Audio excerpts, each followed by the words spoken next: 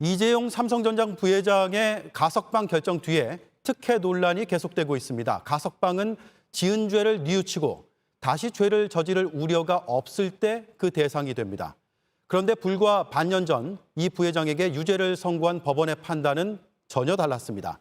당시 재판부는 삼성이 내부적으로 재범을 막을 장치도 마련하지 못했다고 꼬집었습니다. 이서준 기자입니다. 이재용 부회장의 파기환송심 재판부는 2019년 10월 삼성그룹 안에 준법감시위원회를 설치하라고 주문합니다. 준법감시위원회가 재범을 막을 수 있을 만큼 실효성 있게 운영되면 양형에 반영하겠다고 했습니다. 하지만 지난 1월 재판부는 실효성 있게 운영되지 않았다며 징역 2년 6개월 실형을 선고합니다. 판결문은 준법감시위원회의 부족한 점을 자세히 지적합니다. 재판부는 준법감시위원회의 본질은 재범 예방인데 예방 및 감시 활동에 이르지 못하고 있다고 적었습니다. 이 부회장은 박근혜 전 대통령과 최순실 씨에게 후원 명목으로 뇌물을 건넸습니다. 삼성물산과 제일모직 합병을 통한 경영권 승계 작업에 도움을 받기 위해서입니다. 재판부는 준법감시위가 뇌물을 후원이나 용역을 가장해서 줄 수 없도록 대책도 마련하지 않았고 삼성물산과 제일모직 합병에 대해선 관련 재판이 진행 중이라며 조사에 착수하지 않았다고 지적합니다. 다시 범죄를 저지르는 것을 막을 대책을 세우지 못했다는 겁니다. 하지만 법무부가 반년 만에 죄를 뉘우치고 재범 우려가 없다며 이 부회장을 가석방하는 정반대 결정을 내놨습니다. 법무부는 어제 국가 경제와 글로벌 경제 환경을 고려했다고 밝혔습니다. 여당도 정부가 고심 끝에 결정했으니 백신 확보와 반도체 문제에 역할을 해달라고 주문합니다. 이 부회장은 취업 제한 조항에 따라 향후 5년간 삼성에 취업할 수 없습니다. 사실상 정부와 여당이 경영 활동을 요구하면서 취업 제한을 무력화하고 있는 셈입니다. 이에 대해 박범계 법무부 장관은 가석방은 대외 신인도를 고려한 것이지 취업 제한은 별개의 문제라며 취업 제한 해제를 고려한 적 없다고 말했습니다. JTBC 이서준입니다. 삼성은 일단 취업 제한 규정을 새로 일자리를 구하면 안 된다는 쪽으로 해석하고 있습니다. 다시 말해 기존의 삼성전자 부회장 직책으로 경영에 복귀하는 건 별다른 문제가 없다는 입장입니다. 김영민 기자입니다. 법을 어긴 일은 결코 하지 않겠습니다. 편법에 기대거나 윤리적으로 지탄받는 일도 하지 않겠습니다. 가석방 이후 이재용 부회장이 경영에 복귀하면 이 약속을 어기는 것일까? 삼성은 아니라는 입장입니다. 이재용 부회장은 지금처럼 삼성전자 부회장 직책을 유지하면서 경영에 참여할 것으로 보입니다.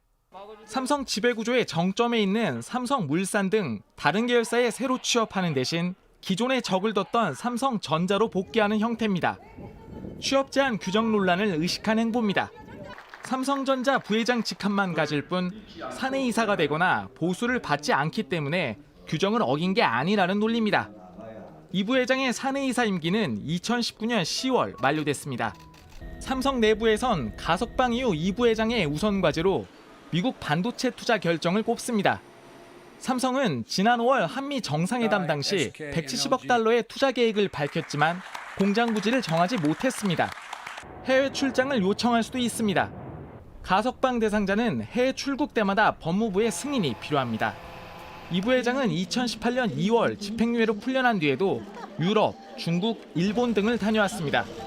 이번에도 반도체 소재나 장비 확보를 위해 유럽이나 일본 출장을 추진할 수도 있습니다. 다만 이 같은 계획은 삼성전자 측에 해석했다는 것이어서 실제 경영활동을 하게 되면 법무부 등에서 제동을 걸 수도 있습니다. JTBC 김영민입니다. 이재용 부회장의 가석방은 특혜가 아니다. 법무부는 이렇게 주장하며 두 개의 숫자를 근거로 제시했습니다. 먼저 지난해 또 다른 사건이 진행 중인데도 가석방된 사람이 67명이라는 것. 그리고 지난 3년간 형기의 70% 미만을 채우고도 가석방된 사람이 244명이라는 것이죠. 이 부회장과 비슷한 처지의 사람이 꽤 있다는 설명, 그럴듯해 보입니다. 하지만 두 숫자의 이면엔 또 다른 사실이 숨어 있습니다. 67명은 지난해 가석방자 7,876명 중 불과 0.8%. 244명도 3년간 가석방된 24,682명 중 불과 0.98%, 즉 1%도 채 안 되는 극소수였던 겁니다. 그들이 말하지 않았던 통계와 그 통계 속 함정은 이번 가석방이 매우 특별했다는 걸 역설하고 있습니다.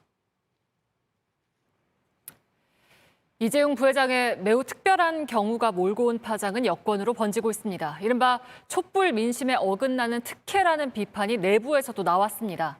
재벌 총수의 가석방에 반대했던 문재인 대통령의 과거 발언도 도마에 올랐습니다. 최규진 기자의 보도입니다. 이재용 부회장 가석방 결정 이후 민주당은 어수선한 분위기입니다. 당원 게시판에 문재인 정부의 공정과 정의에 어긋난다는 비판 글이 잇따라 올라왔고 여기에 일부 지도부와 소속 의원들도 가세했습니다. 헌법을 무색하게 한 특혜란 비판은 물론 우리는 왜 그토록 집권하려고 했나라는 한탄까지 나왔습니다. 당내 대선 주자들도 엇박자를 냈습니다. 이재명, 이낙연, 정세균 후보는 일단 법무부 결정을 존중한다고 밝혔지만 다른 주자들은 촛불 국민을 배신했다는 등 비판 목소리를 감추지 않았습니다. 논란이 커지면서 문재인 대통령의 과거 발언까지 다시 도마에 올랐습니다.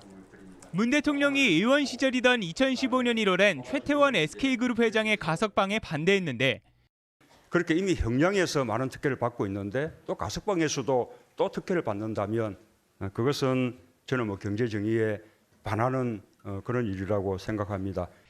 재벌 특혜에 대한 입장을 바꾼 것이냐는 비판이 제기됐습니다. 이번 결정이 대통령의 결단이라는 것은 삼척동자도 다 알고 있습니다.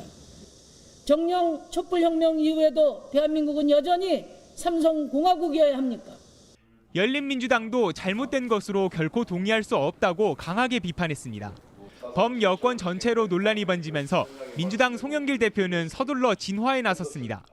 국민들의 여론과 그 법무부의 어떤 특별한 혜택을 받은 셈이 됐습니다. 국가와 국민에 봉사하는 기회로 활용해 주실 것을 당부드립니다. 그러나 청와대는 가석방 결정에 대해선 특별한 입장이 없다고만 했습니다. JTBC 최규진입니다.